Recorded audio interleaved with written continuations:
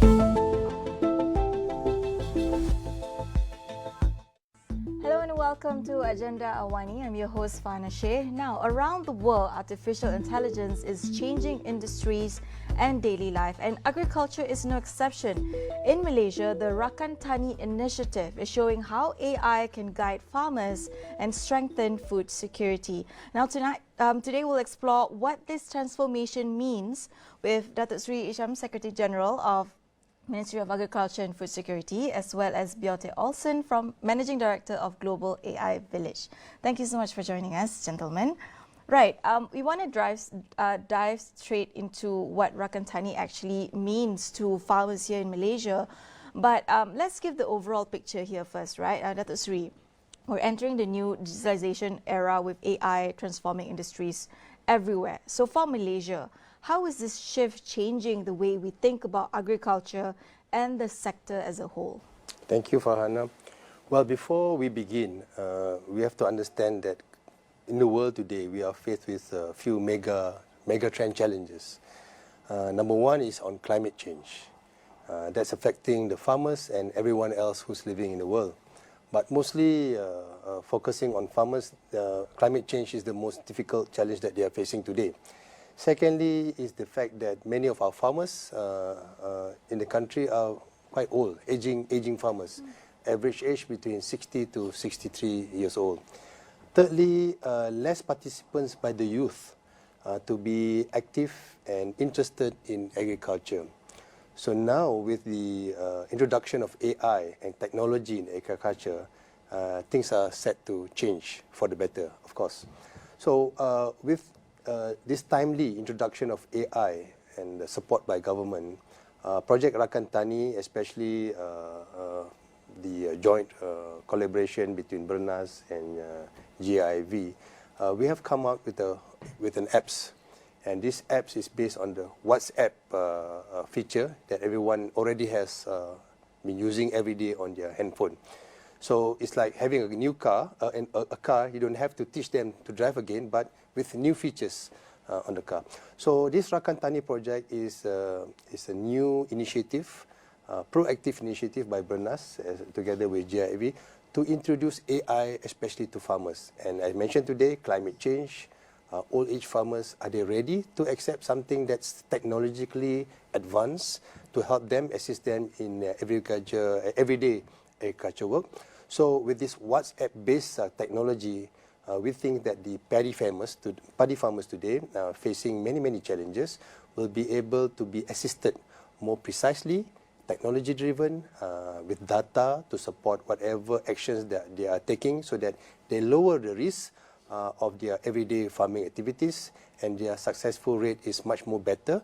And of course, what we intend to do with this AI technology is to enhance and ensure that their productivity when they do paddy farming is increased, and also more importantly is to get the younger farmers or younger generation to be interested in agriculture. So those are challenges that we face today, and with the advent of AI, through this WhatsApp-based technology, we are confident that this proactive initiative will definitely provide the impetus and boost in the paddy farming activities in the country, because paddy farming, paddy of course is one of our major staple food. Right.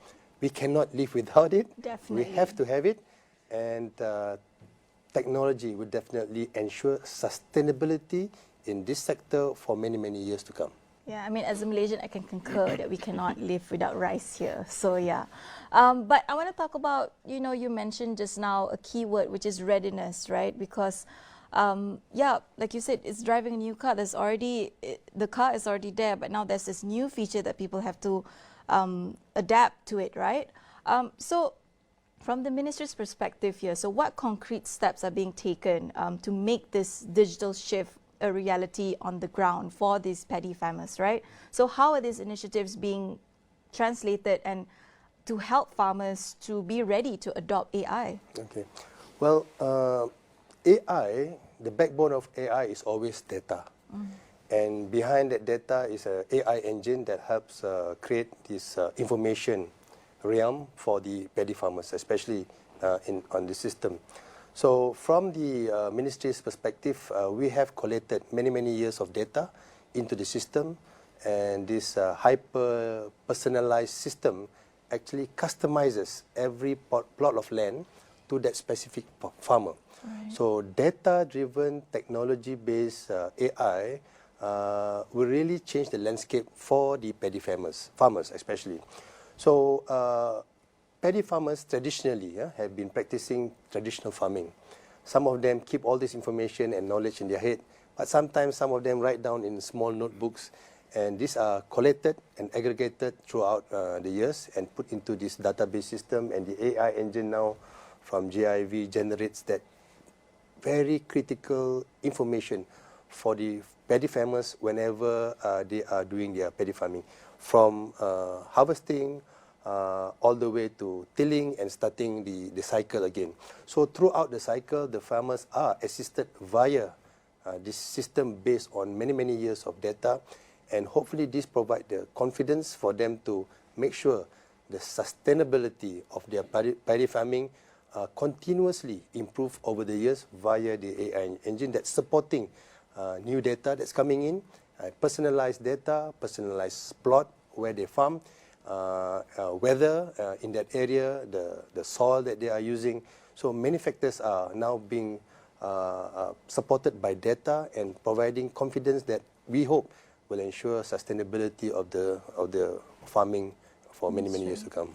So I guess that's where you come in, Bjarte, which is, with Rakan Tani AI. So could you walk us through what it actually does and why it marks such an important milestone in Malaysia's food security efforts here and for the paddy farmers here in Malaysia?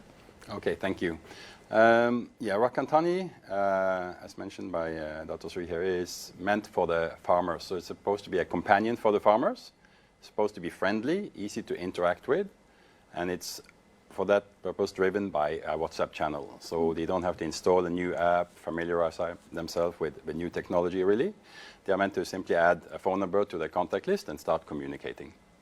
So what Rakan Tani does, in essence, is to democratize a lot of this information. So some of this information might be written down, but that means it's not necessarily circulated. So that means the best practices are not spread. So by taking all this information and democratizing it, together with research information from universities, from research institutes, etc., and from BERNAS, who spend a lot of time on this, we are able to disseminate and send out this information to farmers as and when they need it.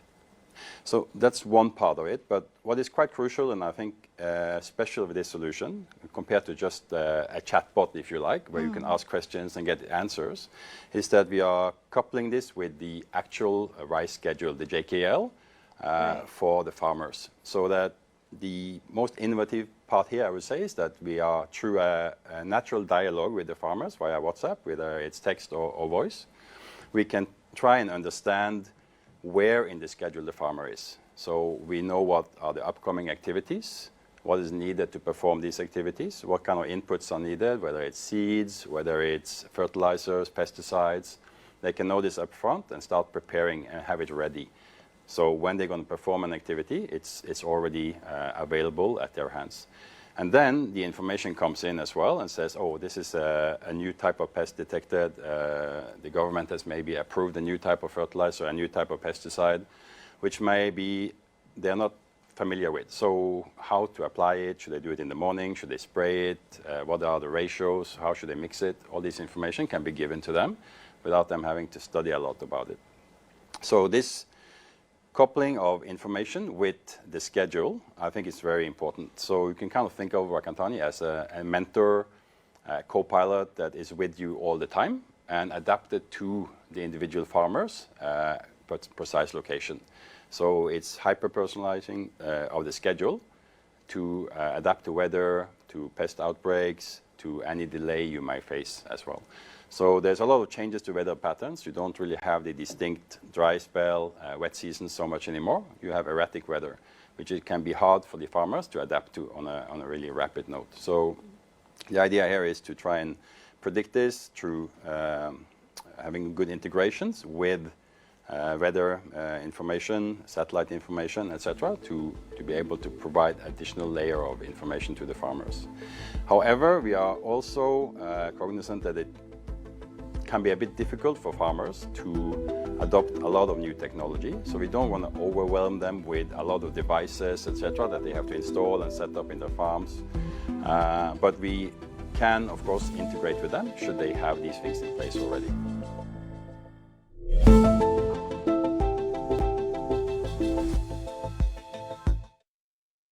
Right. I think that goes to my next question, right? Because we talk about the practicality of the app or the co-pilot WhatsApp for farmers, right? How exactly would it be integrated fully with farmers? Because farmers face real challenges. You mentioned it just now, pests, unpredictable weather, for example. So how exactly does Rakan Tani actually help them deal with these day-to-day issues? If you don't mind sharing, some examples so we can sort of paint a better picture on how farmers can actually utilize this and how are they going to be trained to use this? Yeah. So it could be from the early stages when they're preparing the land. If they do, for instance, a soil test and they check a pH value, and certain parts of the country have different levels. So some places they are okay to have slightly more sour, slightly more acidic, and you can ask Rakan Tani, is this okay? Is this within the limits? Or what should I do if it's not, right? So then you will get automated examples and recommendations for that. Or it could be when it comes to water, it could be that, of course, rice farming is very dependent on water and access to water. So schedules from organizations that control water could be integrated into the system, so they know exactly when they have access to irrigation, etc. Other things, like I mentioned already, is within pest and fertilizers. A lot of this can be obtained by the farmers. So from special outlets. So availability in these outlets could be one thing where we are trying to integrate with those as well. So we have a bit more control on the availability and that they have access to what they need for their particular farming activity. One thing that we are looking at incorporating now also is, as we deploy this to more and more farmers, you will have a community of farmers, a bit like Waze from your traffic, right? So Waze will be able to tell you where there's a congestion. Similarly, if we detect that some farmers are reporting a particular bug or pest, if we see that at a number of farmers in the same vicinity, we can kind of decide that, okay, here seems to be some kind of outbreak. So we can give early warnings to farmers so they are prepared in advance for that. Right. I mean, it seems that this co-pilot or this app would really help strengthen the farmers' capability in harnessing, their already given knowledge on this kind of things. But I do hope, there's a lot of awareness and a lot of training involved in order for them to adopt this. And I think Datuk Seri will address this later. But let's look back at what, this app or this assistance will do in terms of opening up the rice sector, right?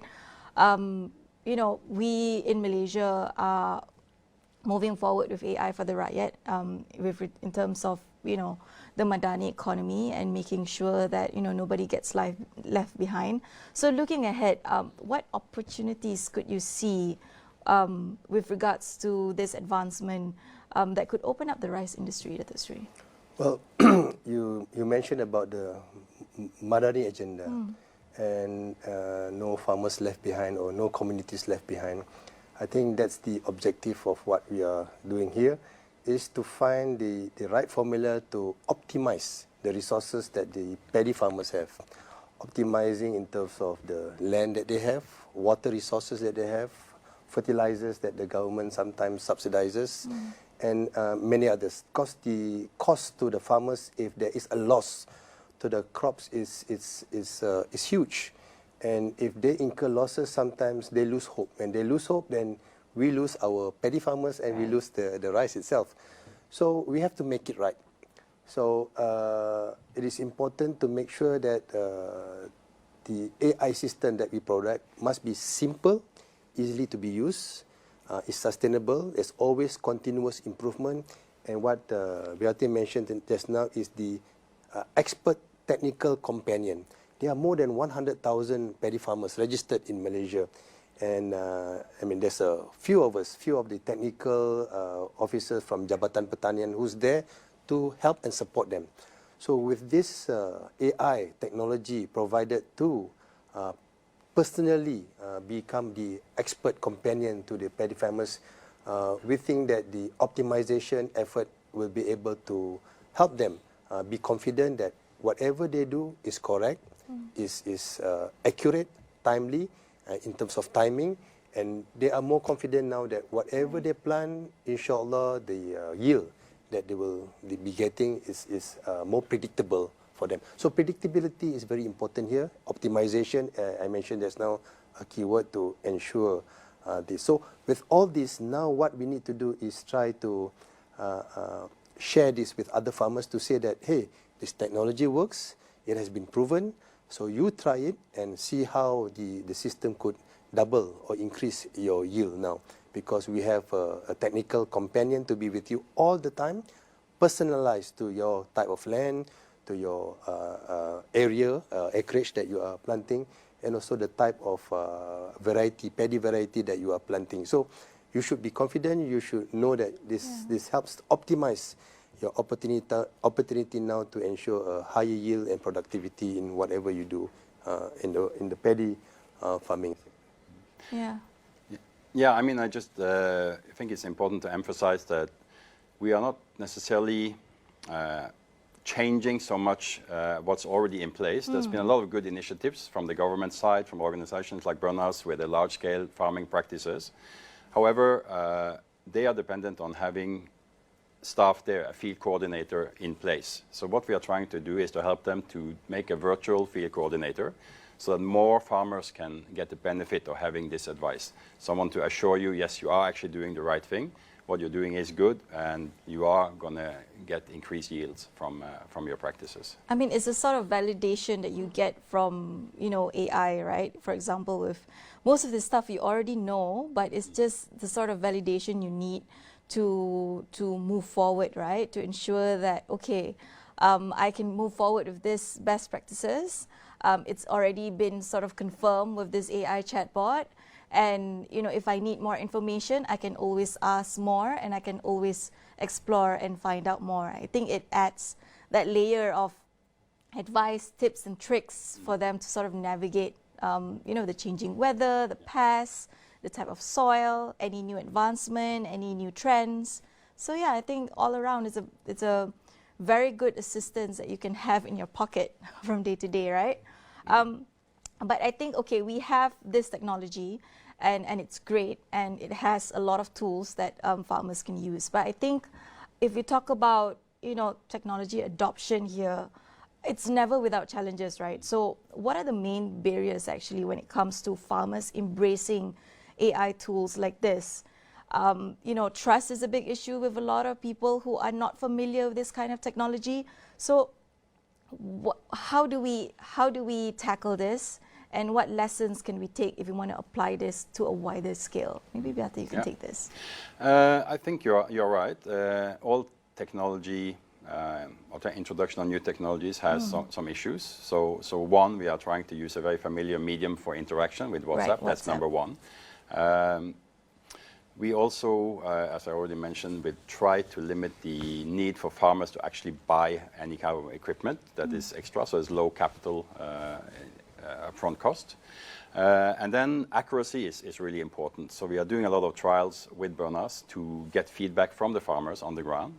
We're trying to build in mechanisms where they can very easily actually conversationally give feedback as well, because it's difficult to get farmers, or anyone for that matter, to actually fill in a form and say, oh, this is my feedback, right? So if they can, in their WhatsApp conversation with Rakan Tani, say that, hey, I'm not so happy with this, or maybe why are you answering this? We can pick this up. So the AI can actually pick up that this is actually feedback for us, and we can put that aside and we can run this through feedback loops, etc., to constantly improve the product. Another thing is, of course, that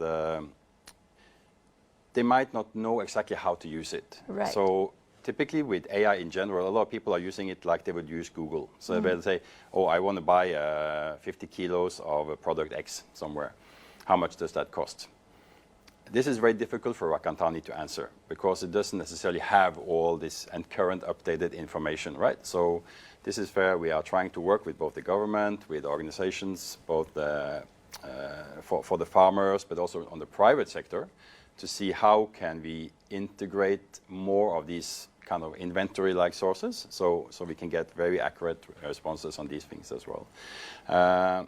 Giving them additional information, like giving them weather updates that they currently have to look up. I know the farmers, when I spoke to them, say, oh, we are really, really careful about the weather. We check the weather forecast 4 times, 5 times, 6 times a day. Now they will get that automatically for their precise location, in addition to having it incorporated into the advice. So we are, of course, looking at doing this in a larger scale, maybe different countries as well. So it's important for us that we can fully test it here, get the best practices, get the feedback and the buy-in from the farmers, because the farmers are really the users here. They are the ones that are making sure this is a good product, because we are also dependent on the interactivity with them. If they just ask a question once a month, it's very difficult to get an updated information source as well.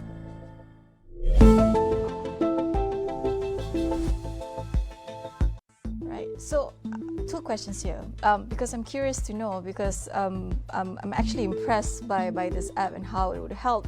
But in terms of language barriers, right? Will there be any sort of review into, because farmers sometimes they use sort of their own languages, their own jargons when it comes to farming practices. I don't know most of them, but I'm pretty sure they are.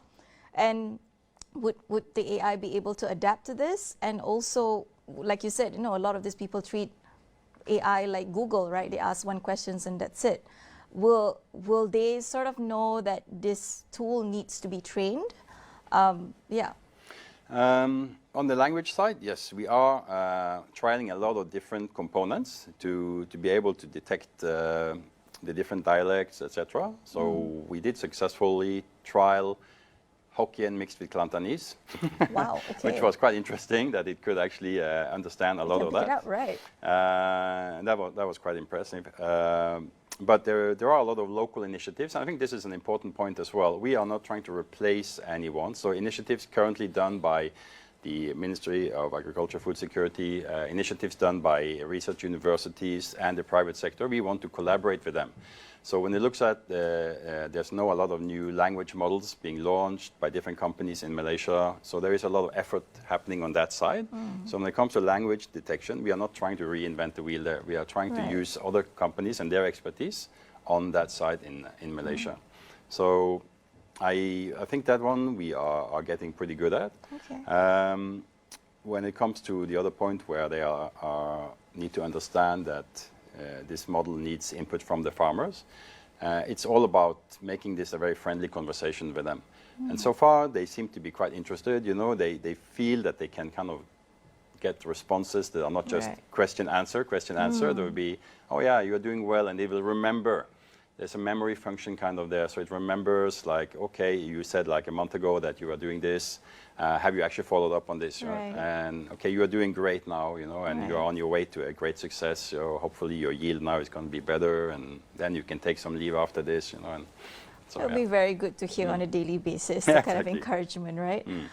Okay, so moving forward here, if you wanna, we talk about scaling up just now. And I think part and parcel of how we want to scale up is collaboration, right? And this project is a good example, is a collaboration between, these 2 agencies. So from your perspective, let's start with you, Datuk. How important are these, sort of partnership in driving AI adoption here in Malaysia and amplifying it better to benefit today's society? Okay.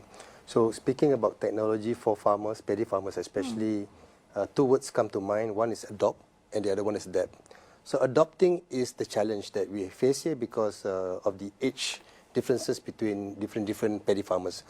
For the younger generation, it's easy for them to adopt and also adapt. But for the older generations, to convince them to adopt, then later adapt is another challenge. Right. So we have had many types of promotional programs to try and encourage the older paddy farmers to come on board. So in the program Madani Rakyat and all those major events that we have, we try to introduce by having them feel the system, feel the technology, and how it can help them actually. So some of them are a bit scared, although they have their smartphones, and some of them still have the older version phones. But those with the smartphones, we try to assist them via, we have simulators to try, for them to try it out at our programs. And every time when we have programs, the technology section is always a big attraction. Right. They love to come and see what new technologies that they can adopt, then later on perhaps if they're convinced, then they can adapt. So via those simulators, this is where we take the opportunity to understand better and further about what do they want from the system. So what Bjarte mentioned just now about the different dialects in this system, that's very useful. But in the WhatsApp system currently in this first version, is only what you type in. And you can also voice record whatever your questions are. But later on, I think when we are able to customize those questions and difficult questions by the farmers in terms of them taking photos of how the paddy condition is like. Later on, I hope there will be a feature add-on, maybe a version 2, where the paddy farmers can now take a photo of their crops and understand better how healthy is that crop is.